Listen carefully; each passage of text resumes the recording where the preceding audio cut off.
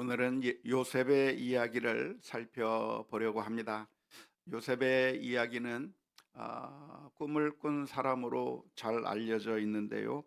요셉은 어렸을 때 꿈을 꾸었습니다. 어느 날 꿈을 꾸었는데 두 번 걸쳐서 꾼 꿈이 참 의미가 있는 꿈이었다고 할 수가 있겠습니다.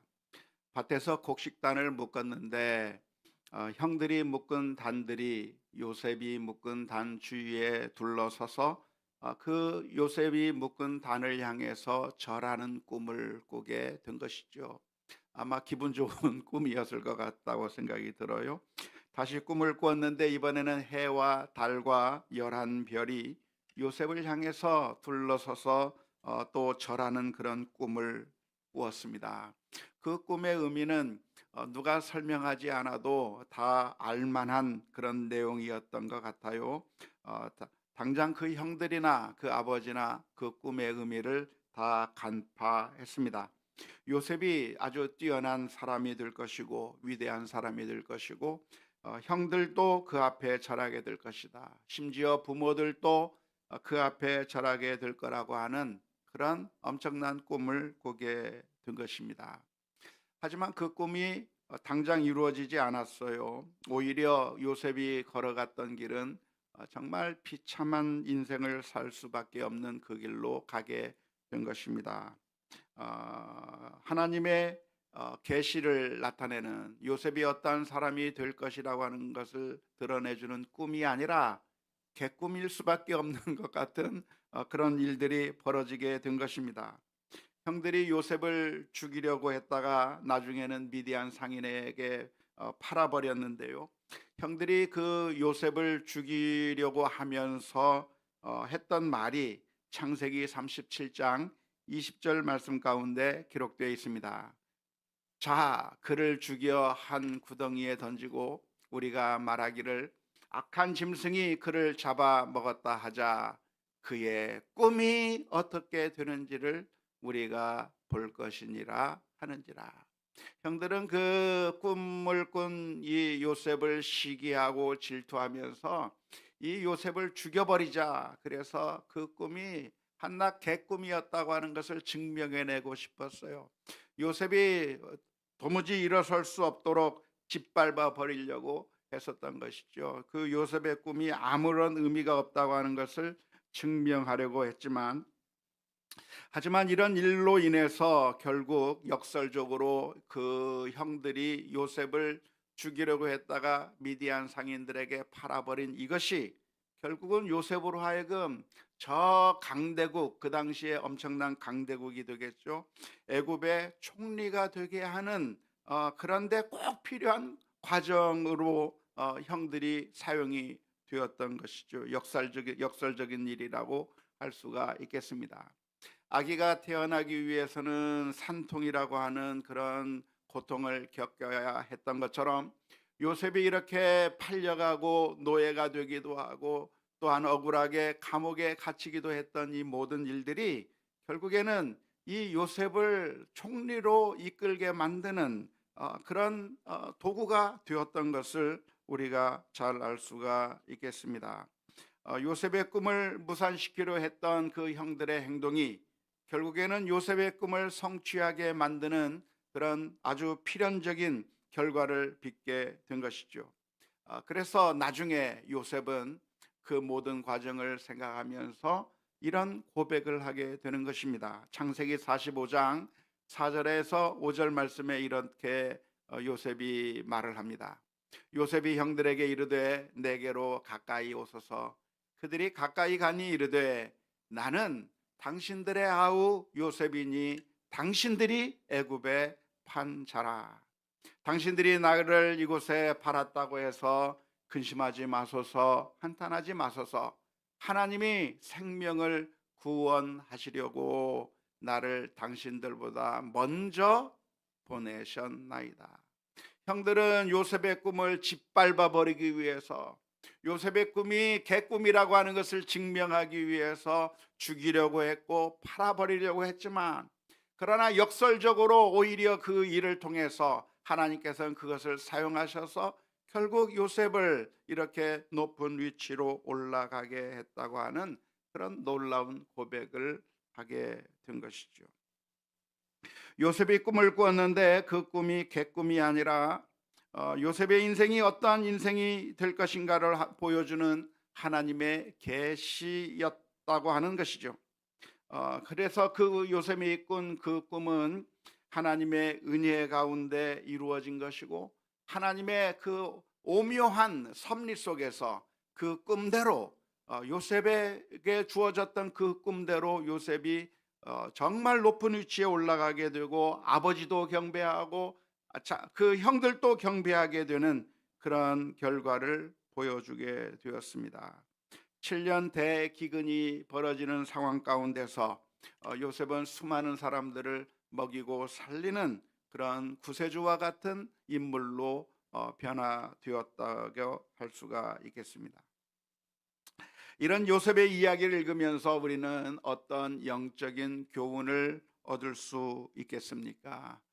요셉의 이야기를 보면서 우리는 어떠한 교훈을 얻을 수 있을까요? 그러니까 우리도 꿈을 꾸어야 하는 것일까요?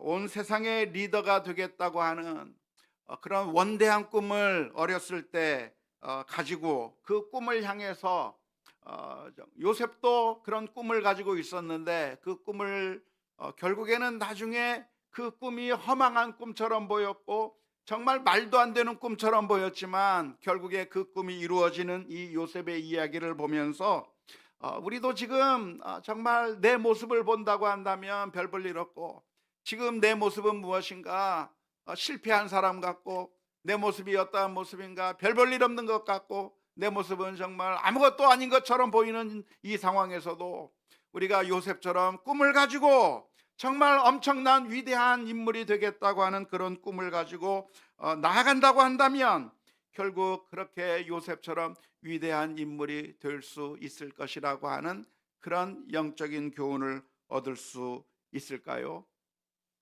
그건 아닌 것 같아요. 사실 이 이야기를 우리가 살펴보게 된다고 한다면, 요셉이 어렸을 때부터 꿈을 꾸면서 그 꿈을 이루기 위해서 정말 부단히 노력을 했고, 그래서 결국 그 꿈을 이루게 되었다고 하는 그런 이야기는 아닙니다. 우리 주변에 보면 정말 대단한 인물들이 많이 있잖아요. 그런 인물들은 어떻게 그렇게 큰 대단한 인물이 되었는가? 어렸을 때부터 정말 꿈을 가지고 그 꿈을 향해서 부단히 노력해서 그런 엄청난 그런 위대한 인물이 되었다고 하는 그런 위대한 사람들의 이야기를 많이 듣습니다. 프로야구 선수인 오타니라고 하는 사람은 자기가 최고의 야구 선수가 되기 위해서 계획을 세워놓고 하나하나 그 계획에 따라서 자신의 몸을 만들고 훈련하고 해서 지금 정말 세계 최고의 야구 선수가 되는 그 위치에까지 올라갔다라고 하는 이야기를 듣습니다. 손흥민 선수와 같은 선수는 어떻게 했는가? 어렸을 때부터 축구를 부단히 노력을 했는데, 정말 그 아버지 송능정웅의 그 계획에 따라서 정말 철저하게 훈련을 하고 꿈을 가지고 그렇게 해서 그런 세계 최고의 선수가 되는 그 위치에까지 올라갔다고 하는 이야기를 듣게 되겠는데, 요셉의 이야기도 그런 이야기인가 하면 사실은 그렇지 않습니다.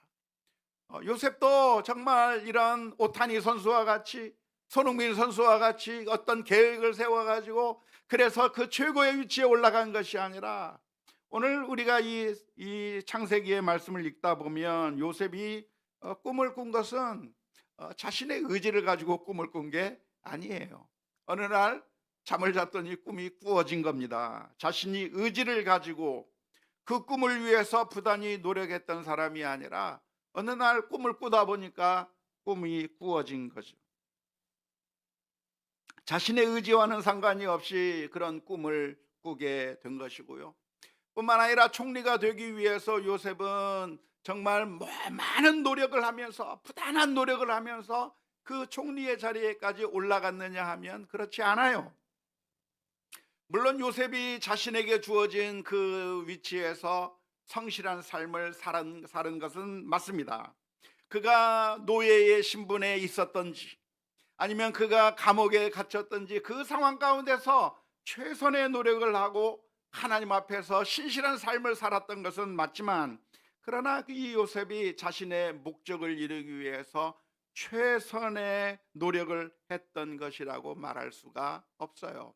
오히려 요셉의 고백처럼 이 일은 하나님께서 하신 일이다. 내가 의지를 가지고 이런 자리에 올라온 것이 아니라 나 같은 사람을 하나님께서는 사용하셔서 우리 가족들을 구원하기 위해서, 온 세상 사람들을 구원하기 위해서 하나님께서 나를 이곳에까지 인도해 주셨다고 정말 자신의 의지와는 상관없이 그 자리에 올라갔다고 믿음의 고백을 할 수밖에 없는 것이죠. 따라서 우리가 이 요셉의 이야기를 묵상하고 읽으면서 그러니까 우리도 꿈을 가져야 됩니다. 그러니까 우리가 비전을 가져야 됩니다. 라고 하는 그 메시지를 이끌어낼 수는 없을 것 같아요.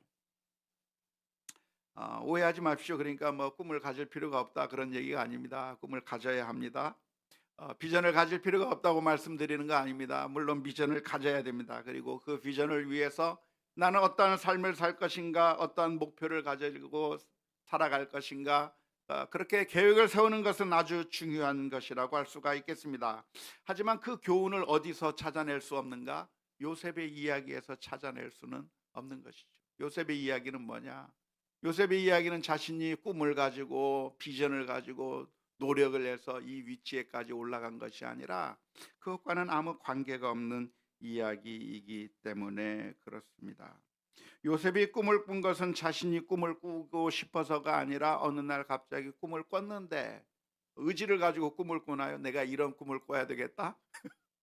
그렇게 꿀 수가 있는 사람은 없는 것이죠. 그냥 꿈을 꿨는데 어느 날 꿈이 꾸어졌어요. 하나님께서 그 꿈을 주신 것이죠. 그리고 그 꿈대로 하나님께서 요셉에게 꿈을 꾸게 만들어 주신 대로 그 요셉을 삶을 인도해 주셨는데, 때로는 그것이 아무 의미가 없는 것처럼 보였어요. 노예로 팔려가는 그 순간에 이제 내 인생은 끝났다고 생각이 들었을 거예요. 감옥에 들어가는 순간 더 어려운 상황으로 들어갔다 생각이 되었을 거예요. 하지만 놀랍게도 하나님께서는 요셉에게 보여주신 그 계획대로 요셉을 세우셔서 하나님의 일꾼으로 삼으신 그 이야기가 이 요셉의 이야기라고 할 수가 있겠습니다. 먼저 이 이야기를 살펴보면서 우리가 먼저 기억해야 할 것이 있는데요. 성경에 보면 꿈을 통해서 하나님께서 하나님의 뜻을 계시하신 경우가 많이 등장합니다. 성경을 보면 꿈 이야기가 많이 등장하는데요. 오늘 우리가 살펴보는 그 요셉의 꿈 이야기뿐만이 아니라 바로도 꿈을 꿉니다. 바로가 꿈을 꾸는데 그 꿈을 통해서 앞으로 7년 동안의 대풍년이 있을 것이고, 그리고 그 대풍년의 기간이 지난 뒤에는 7년의 대기근이 있을 거라고 하는 그런 꿈을 꾸었는데 바로 그대로 됐습니다.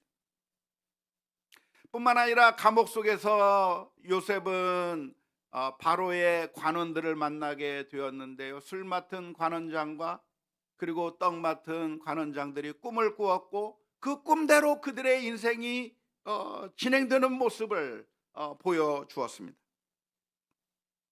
뿐만 아니라 사사기에 보면 미디안 군인들이 꿈을 꿉니다. 보리떡 한 덩어리가 굴러 들어와서 그 미디안 진영의 장막들을 다 무너뜨린다고 하는 그런 꿈을 꾸었는데, 그 꿈이 어떤 꿈이었는가? 이스라엘 민족이 미디안을 물리치게 되고 승리하게 될 거라고 하는 그 이야기를 미디안 군인들의 꿈에 나타나게 만든 것이죠. 뿐만 아니라 아비멜렉 왕이 꿈을 꾸었는데 하나님께서 책망하시는 것을 듣고서 아비멜렉 왕은 아브라함의 아내를 돌려주는 이야기가 창세기에 기록되어 있습니다. 지난번에 살펴본 것처럼 야곱은 꿈을 꾸었는데 그 꿈 속에서 사다리가 보이는 것이고 침개가 보이는 것이고 그 침개를 통해서 천사들이 오르락 내리락 하는 그런 꿈을 꾸게 되었을 뿐만 아니라 야곱은 하나님께서 꿈에 돌아가라, 내 고향으로 돌아가라고 하는 지시를 꿈을 통해서 받았던 것이죠. 열왕기상에 보면 솔로몬이 꿈을 꾸는데 그 꿈 속에서 하나님께서 말씀하십니다.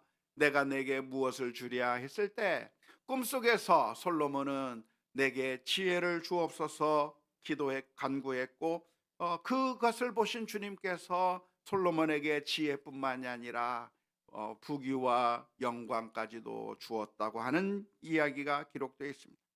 신약에 가보면 동방의 박사들이 헤로데게로 돌아가지 말고 그냥 다른 길로 돌아가라 지시하심을 받아서 동방 박사들도 꿈에 지시해 준 것을 따라서 자기의 고향길로 돌아갔다고 하는 이야기도 기록되어 있고, 예수님의 아버지 요셉은 유대 지방으로 돌아가기를 두려워하고 있을 때 꿈에 지시하심을 받아서 갈릴리 지방으로 돌아간 이야기도 기록되어 있습니다.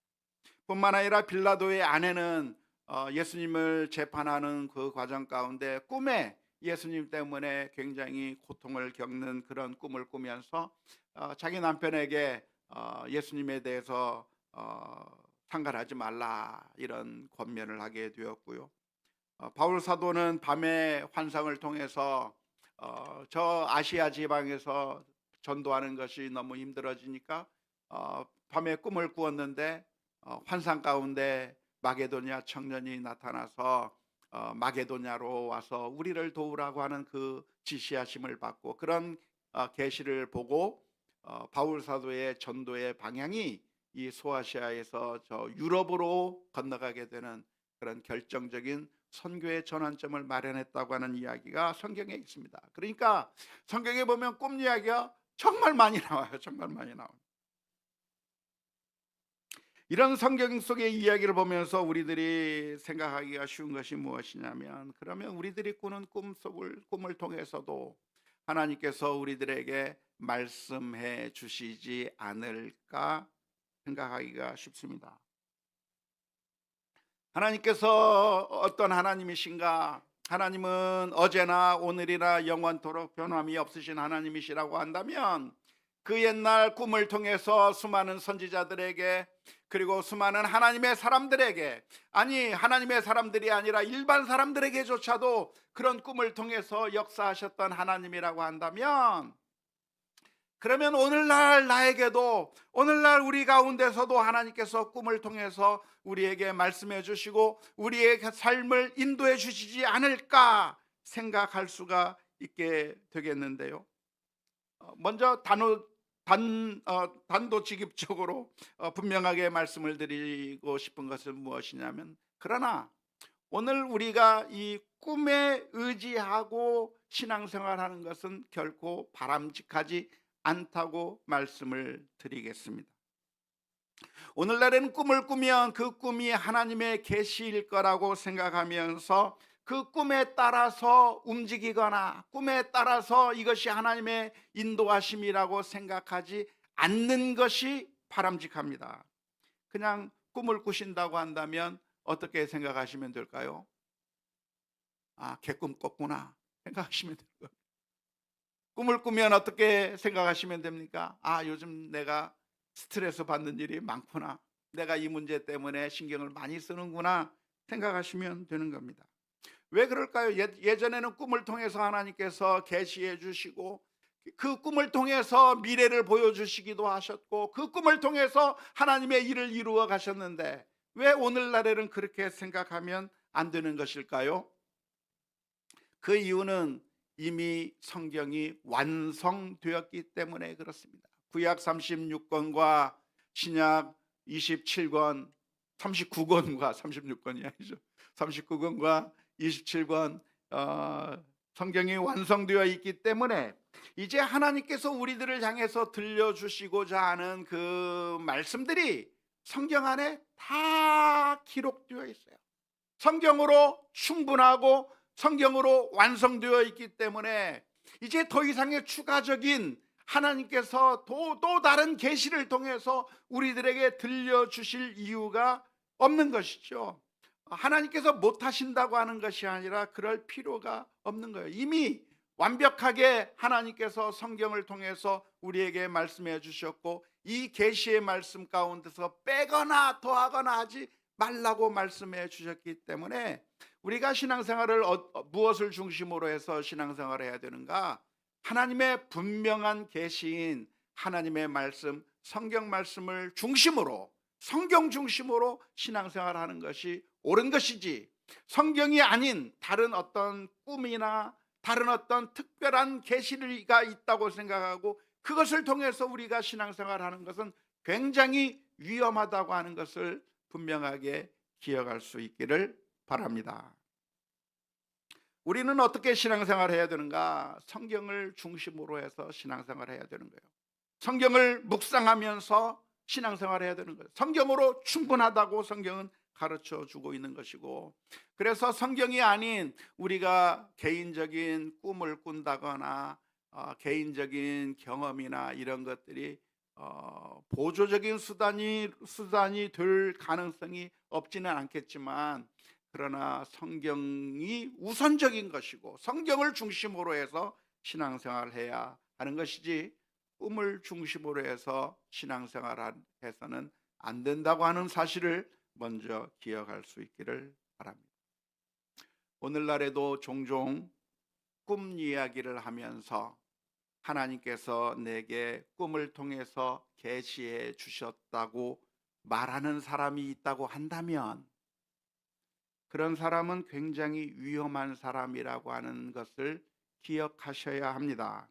그리고 만일 그런 목회자라고 한다면 그런 교회에서는 빨리 나오시는 것이 좋습니다. 가능한 한 많은 사람들을 데리고 나오는 것이 좋은데요. 왜냐하면 그러한 목회자는 성도들을 영적으로 노예로 삼아서 자기 마음대로 할 가능성이 많은 목회자이기 때문에 그렇습니다. 성경에서는 양의 탈을 쓴 일이 거짓 선지자들이 등장할 것을 말씀해 주셨는데, 그 사람이 정통 교단에 속한 목회자라고 할지라도 자꾸만 하나님께서 내게 꿈을 주셨다고 말하고 꿈을 통해서 하나님께서 계시해 주셨다고 그렇게 이야기한다고 하면, 그 목회자는 굉장히 위험한, 성도들을 영적으로 착취해 버릴 수 있는 그런 가능성이 많기 때문에 피해야 할 필요가 있는데요. 그렇게 말을 하게 된다면 결국 자기가 하나님처럼 행동할 위험이 많기 때문에 그렇습니다. 하나님께서 내게 말씀해 주셨고 하나님이 나에게 꿈을 통해서 말씀해 주셨다고 이야기함으로써 결국 많은 사람들이 자신만이 하나님의 뜻을 알고 있고 자신만이 하나님의 계시를 알고 있다라고 이야기하는 것을 통해서 결국 그 사람이 하나님처럼 행동하게 되는 것이죠. 내가 이런 특권을 가지고 있다, 내가 이런 엄청난 하나님의 계시를 받았다고 하는 걸 통해서 수많은 사람들을 악용할 수 있는 가능성이 있기 때문에 아주 위험하다고 하는 사실을 기억해야 할 것입니다.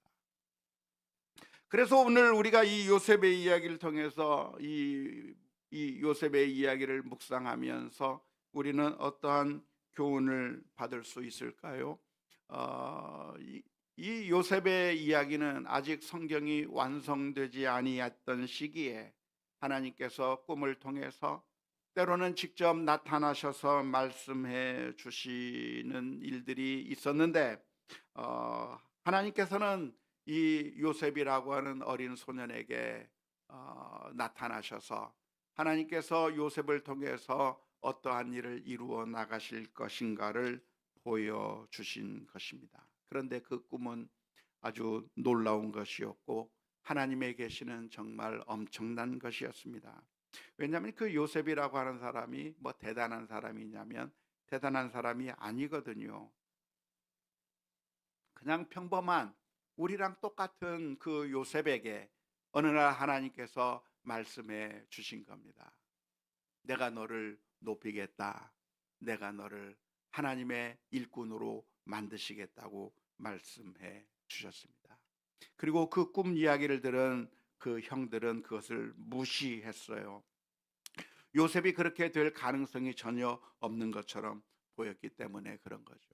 하지만 놀랍게도 하나님께서는 그렇게 말씀하셨고 요셉의 길을 인도해 주셨는데, 그 요셉의 길을 막는 사람들이 있어도 오히려 그걸 이용하셔서 그걸 사람들의 장애물을 더 사용하셔서 놀랍게도 그 요셉을 하나님의 손에 인도해 주셔서 수많은 사람들을 구원하는 그 역할로 만들어 주신 것이죠. 요셉의 삶 가운데 정반대의 일이 일어난 겁니다.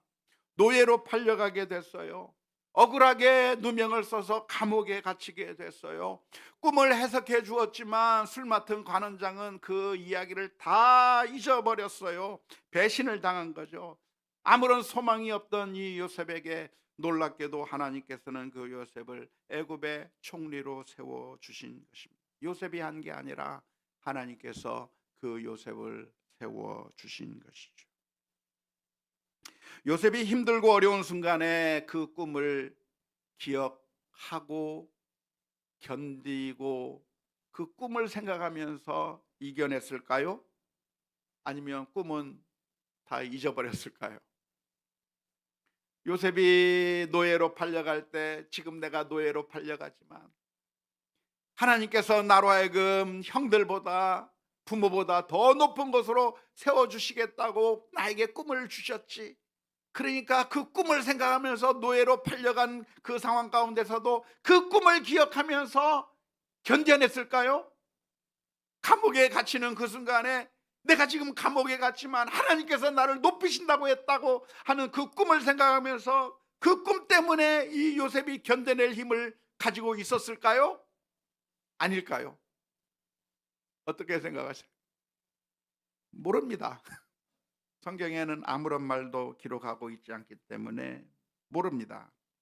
하지만 제가 추측하기로는 아마 까마득하게 잊고 있었을 가능성이 많습니다. 힘드니까 그런 생각이 떠오르지 않았을 것 같아요. 갈라디아서 6장 9절의 말씀처럼 우리가 선을 행하되 낙심하지 말지니 포기하지 아니하면 때가 이름에 거두리라고 하는 그 말씀처럼 하나님의 말씀을 기억하면서 하나님께서 나를 높이시겠다고 했던 그 꿈을 기억하면서 그 어려운 고난의 과정을 견뎌냈었을 것 같지가 않아요. 언제 기억했을 것인가?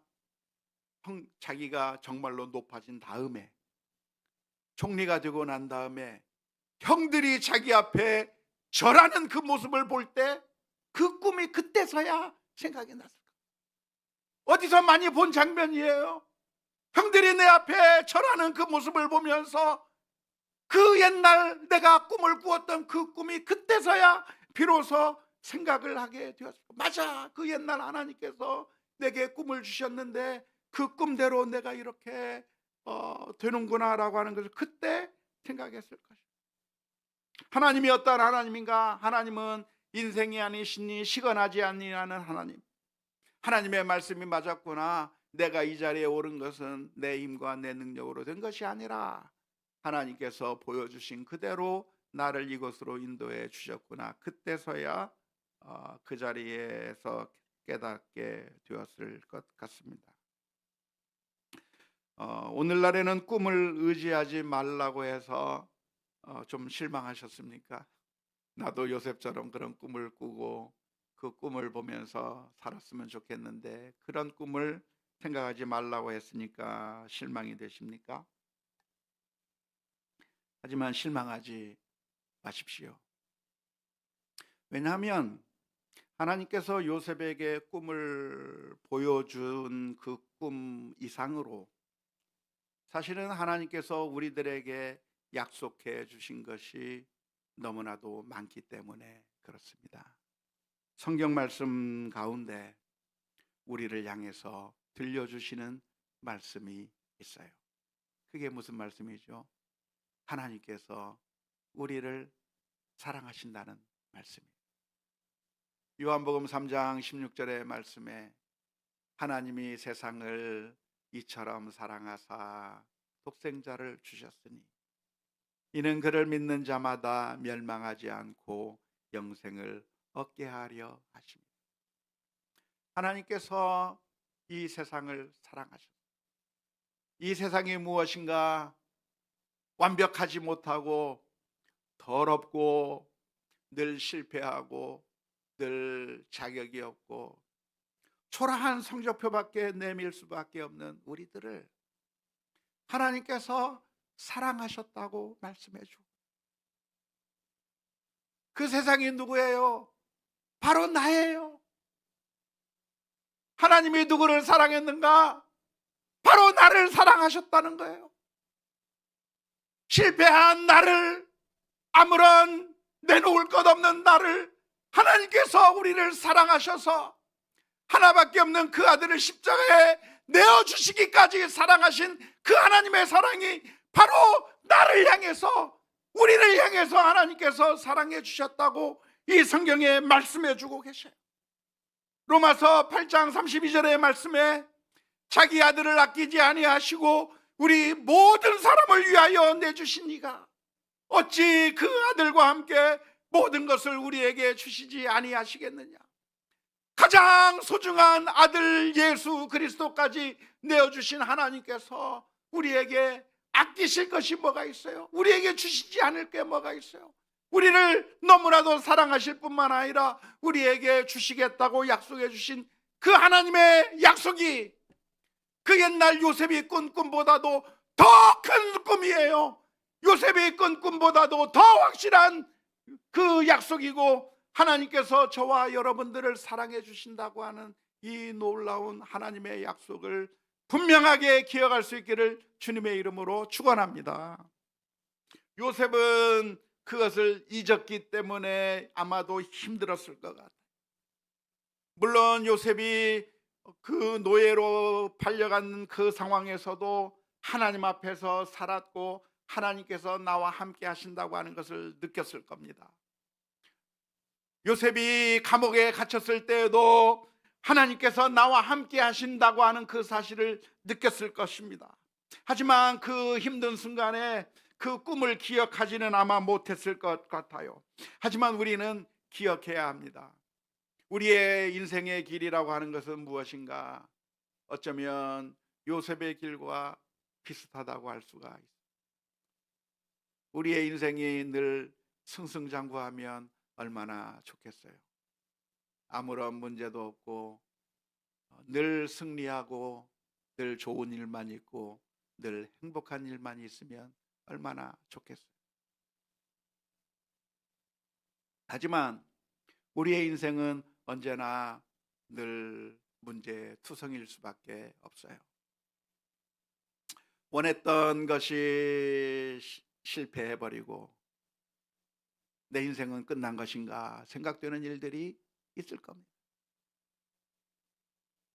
정말 답답한 일들이 우리 앞에 놓여져 있을 수 있을 겁니다. 내가 원하던 학교 못 갈 수도 있어요. 내가 원했던 직장에 못 갈 수도 있어요. 내가 사랑했던 사람과 헤어질 수도 있어요. 정말 내가 애쓰고 수고했던 모든 공든탑이 무너져 버릴 수도 있어요. 하지만 그 순간에 우리가 기억해야 될 것이 무엇입니까? 그것은 하나님께서 우리를 사랑하신다고 하는 거예요. 그 옛날 요셉을 향해서 주셨던 그 놀라운 꿈을 하나님께서 결국에는 그 어떠한 방해 공작과 그 어떠한 그 형들의 시기와 질투 가운데서도 오히려 그걸 이용하셔서 하나님께서는 요셉을 높이 들어 세우셨던 것처럼 하나님께서 저와 여러분들을 사랑해 주시고 그리고 하나님의 자녀 삼아 주셨다고 하는 이 놀라운 이 하나님의 약속, 분명하게 기록된 이 하나님의 말씀을 기억하면서 오늘도 믿음으로 승리해 나가는 우리 모두가 다 될 수 있기를 주님의 이름으로 축원합니다.